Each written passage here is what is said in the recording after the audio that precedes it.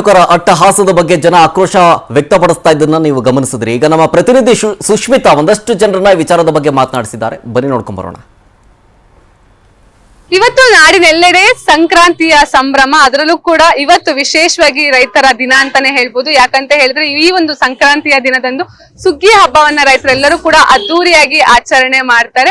ತಾವು ಬೆಳೆದಂತಹ ಬೆಳೆಗಳನ್ನ ಒಂದು ಕಡೆ ರಾಶಿ ಹಾಕಿ ಅದಕ್ಕೆ ವಿಶೇಷವಾಗಿ ಪೂಜೆ ಸಲ್ಲಿಸ್ತಾರೆ. ಹಾಗೆ ಪ್ರಮುಖವಾಗಿ ಗೋಮಾತೆಗೂ ಕೂಡ ಇವತ್ತಿನ ದಿನ ಪೂಜೆಯನ್ನ ಸಲ್ಲಿಸಲಾಗುತ್ತೆ. ಕಿಚ್ಚನ್ನ ಹಾರಿಸಿ ಗೋಮಾತೆಯ ಒಂದು ವಿಶೇಷ ಹಬ್ಬವನ್ನ ಈ ಒಂದು ಸಂದರ್ಭದಲ್ಲಿ ಆಚರಿಸುವ ವೇಳೆಯಲ್ಲಿ ಕಳೆದ 2 ದಿನದ ಹಿಂದೆ ನಮ್ಮ ಬೆಂಗಳೂರಿನ ಚಾಮರಾಜಪೇಟೆಯಲ್ಲಿ ಒಂದು ಅಮಾನವೀಯ ಘಟನೆ ನಡೆಯುತ್ತೆ.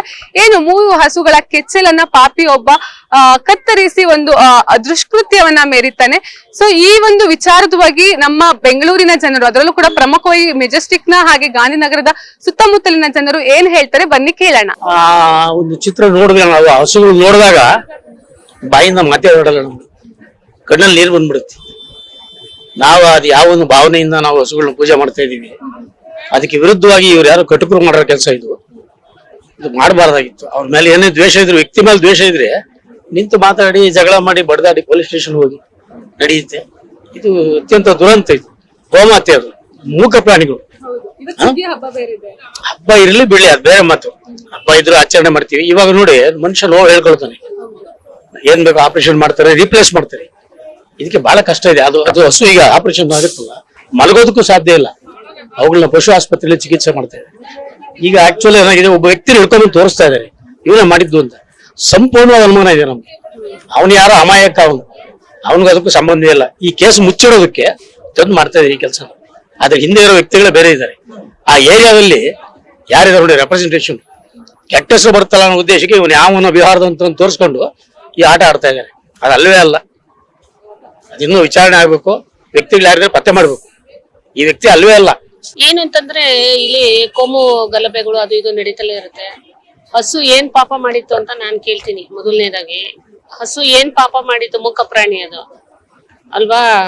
ಇದು ಯಾವ ತರ ಅಂತಂದ್ರೆ ಮೂಕ ಪ್ರಾಣಿ ಮೇಲೆ ದೌರ್ಜನ್ಯ ಮಾಡೋದು, ಅಷ್ಟು ಸೇಡ್ ತೀರ್ಸ್ಕೊಳ್ಳೋದು ಅಂದ್ರೆ ಅವ್ನು ಯಾರೋ ತೀರಾ ಮೆಂಟ್ಲೇ ಇರ್ಬೇಕು, ಮೈಂಡ್ ಡಿಸ್ಟರ್ಬ್ ಆಗಿರೋನೆ ಮಾಡಿದಾನೆ ಅಂತ ನಾನ್ ಅನ್ಕೊಳ್ತೀನಿ. ಯಾಕೆ ಅಂತಂದ್ರೆ ತೀರಾ ಅವನು ಜೀವನ ಮಾಡೋಕೆ ಬಂದಿರ್ತಾನೆ ಬೆಂಗಳೂರಿಗೆ. ಅಷ್ಟೊಂದು ಅಮಾಯಕ ಆಗಿ ಇದ್ರೆ ಅವ್ರ ಹಳ್ಳಿನಲ್ಲಿ ಅಲ್ಲಿ ಇಲ್ಲಿ ಎಲ್ಲಾರು ಸಂಧಿ ಪಂದಿ ಸುತ್ಕೊಂಡಿರ್ತಾರೆ. ಇವ್ರಿಗೆ ಪ್ರೆಸರ್ ಹಾಕಿ ಅದು ಮಾಡಿಲ್ಲ, ಅವನೇ ಮಾನಸಿಕ ಅಸ್ವಸ್ಥ ಮಾಡಿದಾನೆ ಅಂತ ನಾನು ಅನ್ಕೊಳ್ತೀನಿ. ಘಟನೆ ಆಗಿರೋದು ಒಂದು ವಿಚಾರ ಅಂದ್ರೆ ಅದು ಸಹಿಸಕ್ ಆಗಲ್ಲ.